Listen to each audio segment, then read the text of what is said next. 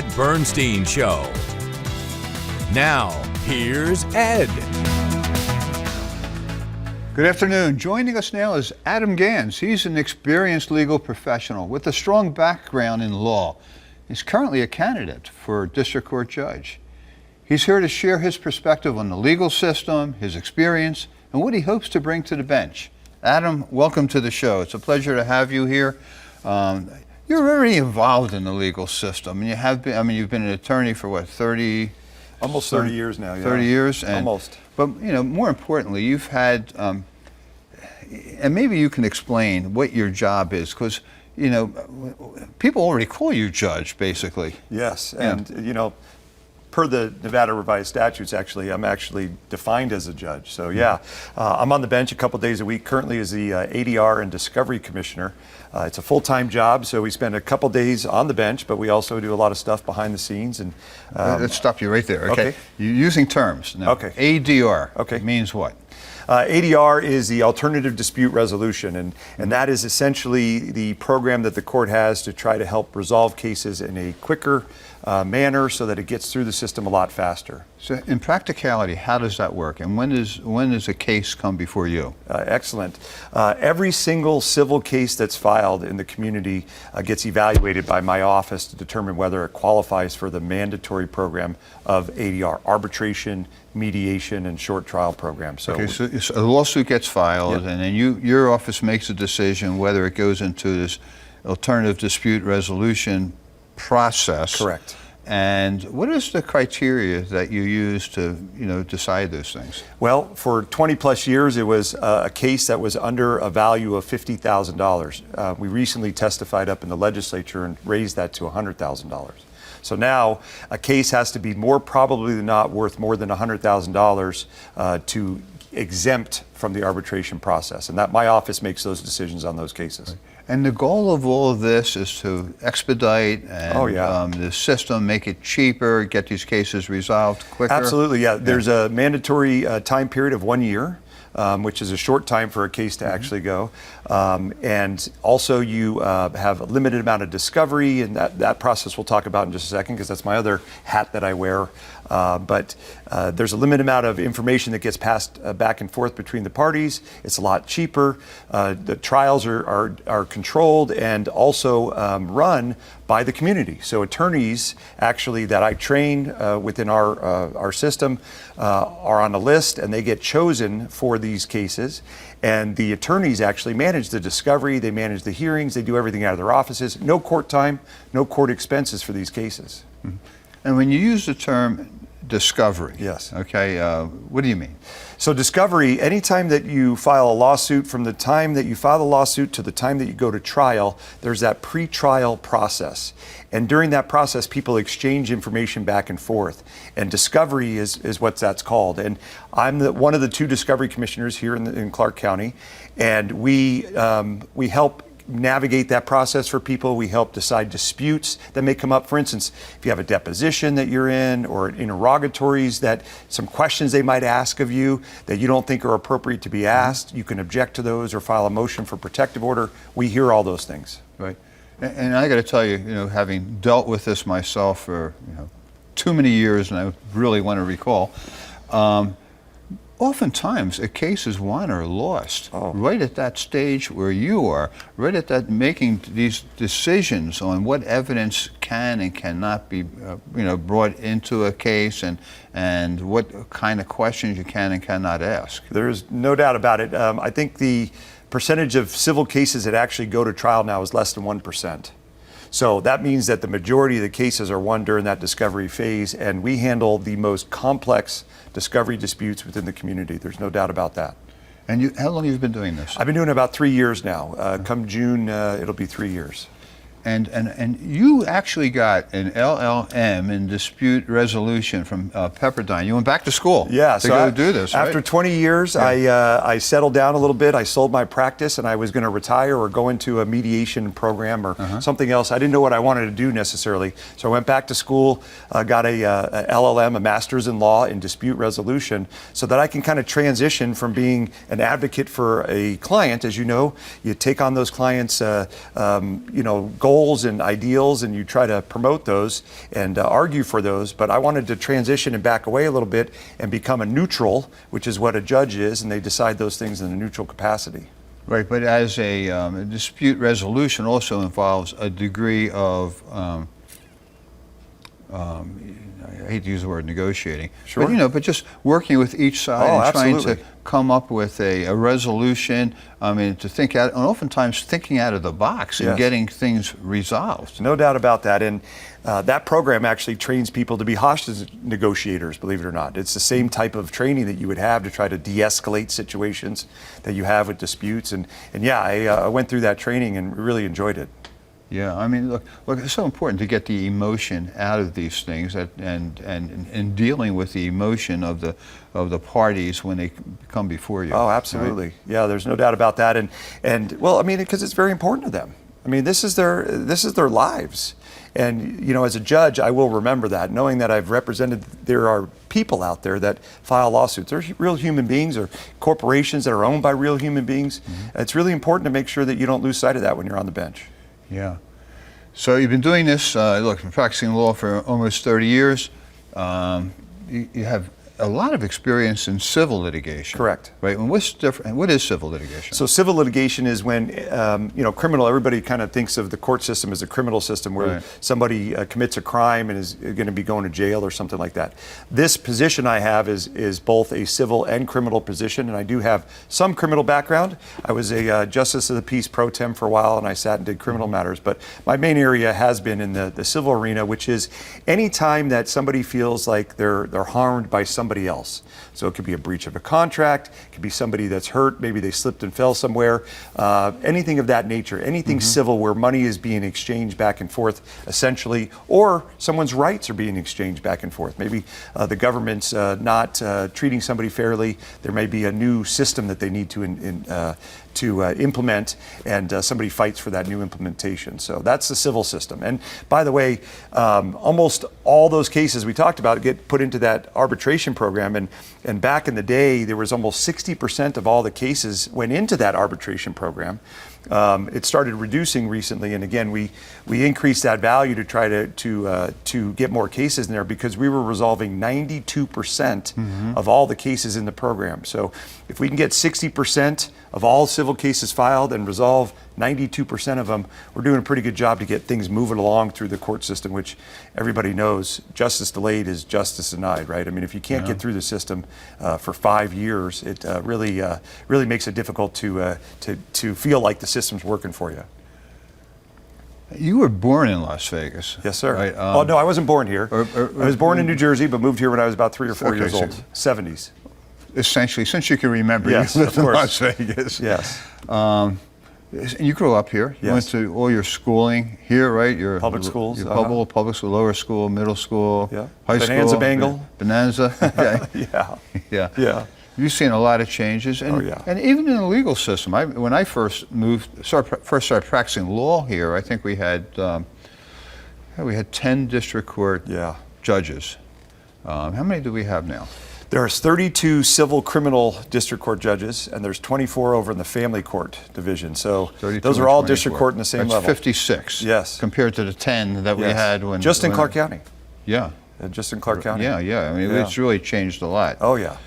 Yeah. What are some of the important things, characteristics you think a judge should have? Well, I think that a judge should be experienced, number one. I think that that's the most important thing. I don't think that being a judge is an avenue for people to build a Learn, career, not right? to learn on the yeah, job, I mean, I think right, it yeah. should be the cornerstone of a career after you've experienced this stuff, because we all know, as you well know, that you learn a lot over your lifetime, and you can certainly apply that on the bench. So that's the first thing I think it is. I also think character's a very important part of being a judge, making sure that you're checking your bias at the door if you do have bias. If you're too biased on something, that you check yourself out, right? So I think character is a very important part of that. And I also think fairness and understanding that, like I said earlier, that these are real people and real issues that mean a lot to them. I mean, this might be their worst day in court, worst day of their lives that they have to go to court, right? So we want to make sure that you're being fair and giving the process its due. Everybody getting the due process that they need, whether it's a civil or a criminal matter, to make sure that they get their fair day in court. Yeah. Now, having grown up here, you've seen a lot, and you went. I assume you went to law school out of state. They didn't We have a didn't law have school. a law school at the time here. Yeah, they right? didn't have a law school here. I wish I would have surely gone. I actually teach over at Boyd now, over at the Boyd Law School. Currently, I'm associate professor, an adjunct professor over there. Right. Yeah. Teaching, I assume, what you're working on. Pre-trial litigation. Okay. Absolutely, yeah. Exactly what I'm doing now. Right. But you chose to come back to Las Vegas, started a family here. Yes. Right.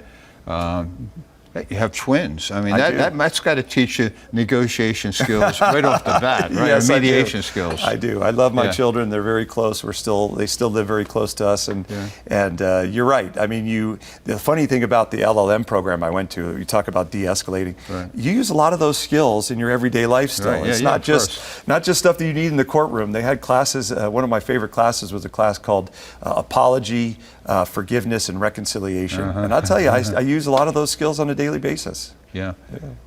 What's the most difficult thing about having twins? About having twins? Yeah. Well, I have boy-girl twins, so they're Okay. very different. But ironically, many people used to come up to us and say, "Are they identical?" Ironically, I used to say, "Well, obviously, he's got one of these little things, and Now, she think doesn't." about your question. Exactly. Yeah. But one of the most difficult things, obviously, is I feel, because we have twins in the family as well from other members, is making sure you're not trying to favor one or the other, right? I mean, you don't ever want to make a child feel that one's more cared about than the other. So it's really making sure that that you know that they both know that you love them as much as each other. They're different people, but you certainly love them no less, right? So I think that was a big thing for me, to make sure they really knew that it was even-handed. Right, and of course it's twice the work as they grow up. Twice the work. They tag teamed us up until they were probably 18 years old. One of them would have to change their diaper while the other one would need to be fed, and then back to the other one having to change their diaper. So twins are a challenge for both my wife and I. One wakes up, starts crying. The other one hears, he starts crying. She or she starts crying too, Yes, right? yes, Yeah. exactly. Hey, prepares you for the job. And no doubt about it. That's You exactly never right. know why things are happening to you in life. That's And then later on it makes sense. Exactly right. Exactly right. And you're also involved in Little League and Yes. a lot of community things like that. I was a president of the Summers and South Little League, one of the first presidents, and they're the ones who just won the World Series. I was going to ask you about that. Yeah, they just won the World Series, and only about 18 years in existence now, but I almost started that Little League. I was the second president, was there for about 6 years, and my son went through there. I coached, met a lot of people in this community and also found a lot of my service values from the Little League. I really do believe that they have a lot of values that they teach kids with their character and commitment to timeliness and just doing things right, and that was a big part of my development and my service. Yeah. So you watched the World Series this year? Oh yeah, Little League? You must have been very proud. Oh, it was amazing. It was truly amazing. We went to the parade afterwards at downtown Summerlin as well, and a couple old presidents got together, and we all chatted and reminisced about the old days. And you have a history of working with kids. You were licensed as a foster parent, so. Yes. So I started out as a CAP attorney, which is a program in town where attorneys can volunteer to represent kids who are in the foster care system, to be their advocate and be their voice in the court system. I did that for almost 20 years. And then when I sold my practice, we found the opportunity that there was a child in the foster care system that we fell in love with, and still see her, still talk to her. She just came over our house this weekend, actually, and stayed over our house this weekend. And we were foster care parents for her for a little while. And I really believe that the system has some amazing kids out there. So if anybody is looking to adopt a child, certainly that it's an appropriate program for them. So. Yeah. What motivated you? What interested you in the foster care system? Well, I didn't know much about being a CAP attorney, being an advocate for a child, but when I started seeing some of that, we also had, in our practice, when I was practicing civil, we actually had cases against the county for the mistreatment of children. And we did that for a long time. Actually, your wife and I have talked about that many times in the past, Claudia. But I've represented kids who have been abused and neglected in the foster care system. That was one of the things that my firm used to do, and make sure that those kids would get an opportunity to be treated right, fairly, and make sure that they have the opportunity to thrive and given that opportunity. We talked about what characteristics and traits a judge should have. Sure. What shouldn't they have? Well, I think a judge should really not have an axe to grind. And I also think a very important part is a judge should not want to try to find a result-oriented, right? I don't think judges should be result-oriented. I think you should, one of the biggest things that I pride myself on is preparation. And during that preparation is when I learn about the case and I can learn to make an informed decision. But I also firmly believe that judges should not cut litigants off without having the opportunity to be heard. I think it's very important that they're to be heard so that you can make a full record. If I make a mistake, they have a record, they can take it up, they can appeal it. You know, I'm human, I'm gonna make mistakes, but I hope that people feel like they have the opportunity to be heard and have the opportunity to make a full record, so if I do make a mistake that it can be changed. Now, of course, right now running for district court, and I want to talk to you in a minute about Sure. what district court really Yes. is, but you know, you get, because we have elections, and not every state has elections for judges, but Yes. because we do, it results in campaigning. Yes. Right? And we have, and I should say, there's a primary election, and what is the date? June 9th. June 9th. Yep, I'm on the primary. Tuesday, June 9th. So make sure you get out and Yes, vote. for sure. But, so you get out into the community. How do you find that experience? You know, there's some give and take with that I like and I don't like. What I really like is the fact that you're seeing different people out in the community that you probably wouldn't. I think judges would be very recluse. I think they would stay back because they don't want it to look like the sense of impropriety, right? Let's say that, you know, I'm on your show here, right? I'm communicating with you, but you may have a case in front of me at some point in time, right? So how would that look to the community? And you have to balance that because they've said that they want judges to be elected by the people. So you have to get out and you got to let the people know who you are. So you have to balance that. So the best part is that you get to see different people, different organizations. You really get to see the community, right? The bad part is that it does put you in that weird position that they may appear in front of you at some point in time. And you really do have to check that at the door. And then on top of that, you also have to raise money in order for you to get your name out there. And that obviously brings some of that seedy part that people think is part of the judiciary. And you have to balance all that. You really do. Yeah, but you also then have to then meet with specific groups Yes. in the community, right? Yeah. Whether they be teachers or nurses or laborers and, Yes. and business interests, Yes. right?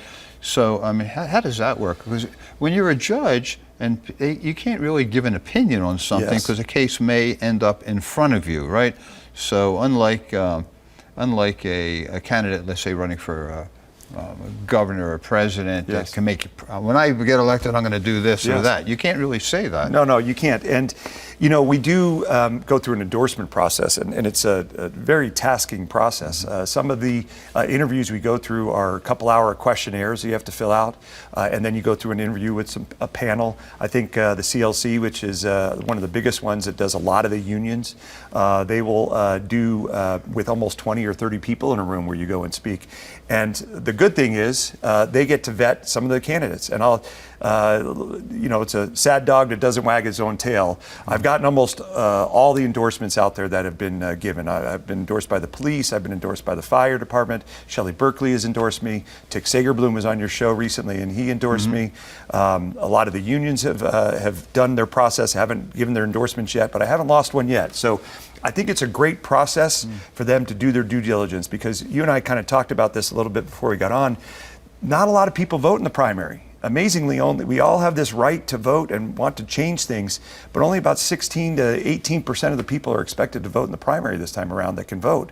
And that's you know, so you hope that the unions will go out there and tell their members, we did this process for you. We went ahead and we looked at everybody, and these are the people that we believe should be as judges, because nobody really knows about their judges. So it's difficult for them to know that. Right, and we have so many judges running for election. And I should take a minute to say that whatever people are hearing on the national news, when it comes to voting here in Nevada, Yes.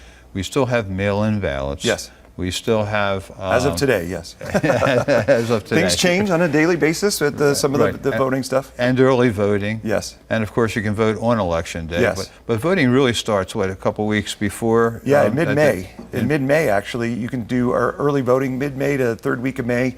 And you don't have to even, it used to be you have to go to a specific place, like the school around the corner or whatever it was. Yeah. Now you can go anywhere that has early voting, and as long as you have proper identification, you can go ahead and you can vote. Right. I mean, there's just, you alluded to it, there's so many... and that you registered, of course. Yeah, there's so many judicial candidates that people don't know. What's Yes. the best way to, as a voter, to familiarize yourself with who the candidates are? It's tough. It's tough. I think you have to go try to get out there and meet the candidates. Most candidates, believe it or not, will have their names and their phone numbers on their websites. You can call me. I'll do what I can to get back to you. You can send me an email. I'll be glad to have coffee with you. If you have a group of people you want to get together and come out and meet me, I'd be glad to do that. So that's one of the ways to do it, I think, direct contact. But also some of the organizations like I talked about, if you're a member of a union, see if they're having interviews, see if you can be a part of those interviews, or see if you can just have the candidates come speak at some of those open houses and open meetings to those places. So that's probably the best way. I know the internet's the best way. I have social media out there too. I try to get everybody to see my social media. I try to educate. You talked about, what is a district court judge? First thing that people ask me is, am I in your district? Well, a district court judge in Nevada is really depending on the county you're in. So anybody in Clark County, from Laughlin to Mesquite, all the way out to Beatty, can vote for me. In Las Vegas, obviously, anywhere in the county you can vote for me. So I am a trial court judge, or I will be. That's what I'm hoping for, aspiring to be, a trial court judge in the Clark County. And district court, the terminology in and of itself, really refers to the level of the type of court that you be a judge in. You want to talk about the difference between municipal and so there's different levels. I equate a lot of judging to baseball, if I can, and a lot of people understand it a little bit. So let me back up a little bit, and then we can talk about some of the levels if I can. But a judge is like an umpire in a baseball game, right? They don't make the strike zone. They don't actually have the definition of what a strike zone is, but they certainly get to interpret what a strike is, right? And sometimes they make mistakes. It's outside. Now we have the new system now where they can check it instantly, right? So judges don't make the law. They actually interpret the law, right? So, but there are also more to it than that. There's also the foul lines. There's whether or not it went over the fence. There's a lot of other things that happen with that. So judges do make sure that things are within those foul lines of the law, right? So now you have different levels. In baseball, you have the major leagues, right? But you also have college and you have high school. You even have little league, right? Currently, the trial court level or the district court level is going to be your major leagues. Below that, you have, and I tend to call myself a minor league judge as well right now because I'm not a trial court level. So, and then you also have the municipal levels or the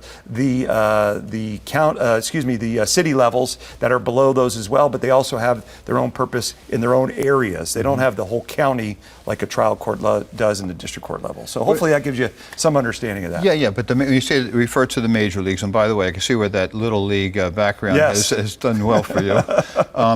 But also the value of the money that somebody is seeking, or the type of crime, if it's a criminal case, determines what court you would end up in. Yes, and also in some areas, some jurisdictional.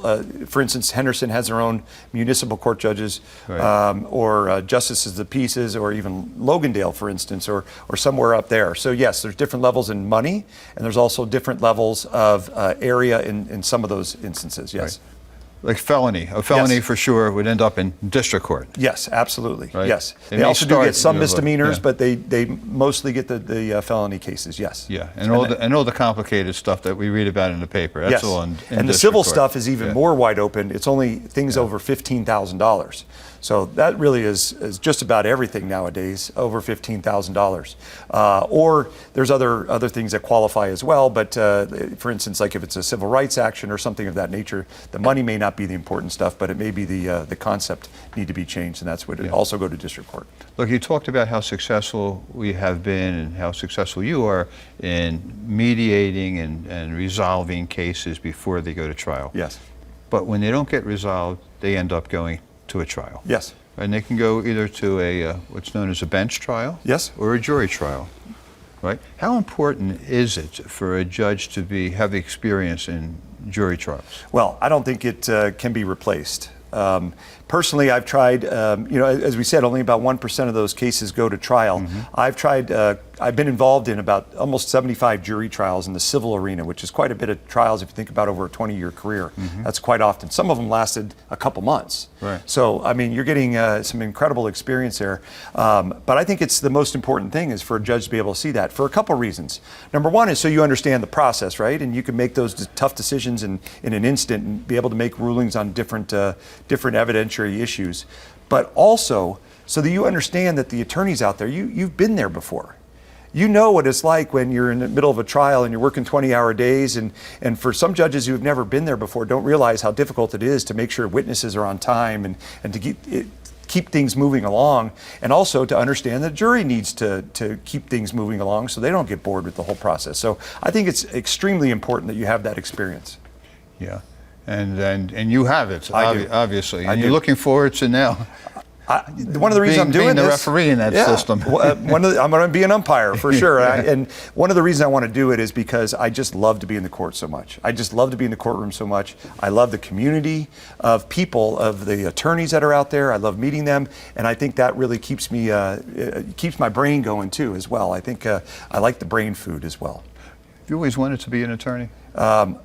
Ever since I was in second grade, apparently. My mom passed away about 15 years ago. I found an old report that I had in there, and it said I wanted to be a lawyer, and it said because I have cases or something of that. I don't remember the reason why I put in there, but all the way back. And obviously at that age, I probably didn't even know what it was, but somebody thought I maybe argued well or whatever it was. But you start leading you down that path, and I've always wanted to do that. I enjoy representing people. I enjoyed representing people, and now I enjoy representing the system and making sure the system is fair and open and everybody has an opportunity to be heard. So that to me is my new job of advocating for the system. Adam, we have about 30 seconds left, but tell our viewers why they should be voting for you in the primary. Well, I appreciate everybody watching this, and I appreciate you having me, obviously. For me, it's all about experience, character, and commitment to this community. I have deep roots in this community. I care so much about this community. I bleed Vegas, and I want to give back because it's given me so much. So on June 9th, it's in your hands. Vote for Ganz. In your hands, vote for Ganz. Love it. Thank you, Ed. Okay. I appreciate it. Hey, get out there and vote June 9th. Thank you very much.